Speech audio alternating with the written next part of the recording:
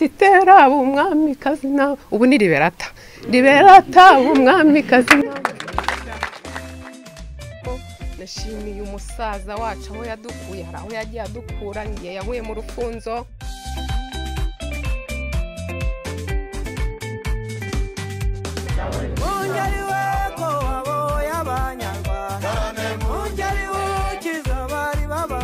Imana ibaha umugisha.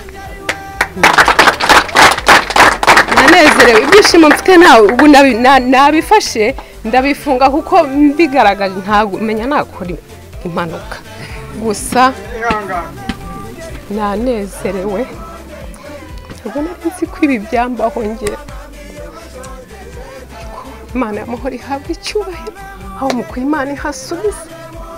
Ni ukuri n'ababaye nkanjye Imana izajya ihora ibibuka. Nanjye ntabwo nenzi ko igihe nk'iki nanjye cyashyika nanjye nkasubiza.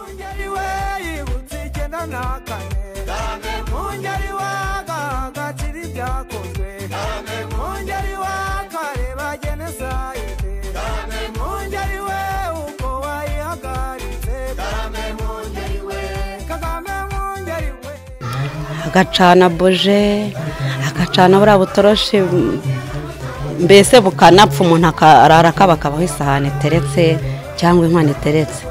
Ariko ubu ngubu tumaze kubona aya matara, umuntu ntakirukanka ajya ku murenge kuri bari abantu bo ku murenge baba bafite amatara nyine. Agaseseka ngo ku munwa, agaseseka ku mutima, kagaragara no ku munwa. Twarishimye twese abaturage ingo 99 baduhaye ayo matara yo dukora ku gikuta, abana bacu bariga. Hano hari ukuntu hasigayemo amaputa atahageze, uvuga ngo iyo wagendaga hano wabonaga ari nk'ahantu ho mu gikombe hatabona ubona bwishe. Noneho ndi umwe mu bashinzwe irondo ry'umwuga, iyo wabaga uri gukora nk'akazi ka nijoro rwose byatugoraga.